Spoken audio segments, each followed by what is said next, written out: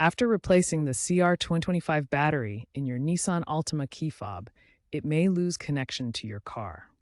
To resync it, first insert the key into the ignition or press the start button without starting the engine. Turn the ignition to the on position and simultaneously press the lock and unlock buttons on your key fob. Turn the ignition off and repeat this process 3 to 5 times. Exit the vehicle and test the fob by trying to lock or unlock doors from 10 to 20 feet away.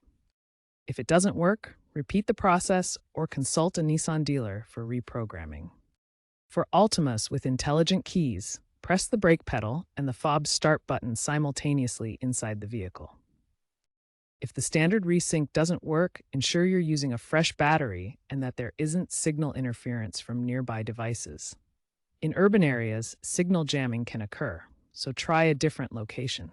Also, consider using OEM batteries for optimal performance. For newer 2024-2025 Altima models with Nissan Connect, you might be able to resync via Bluetooth through the app. Looking ahead, Nissan is moving toward digital keys and app-based solutions, reducing the reliance on physical fobs and batteries.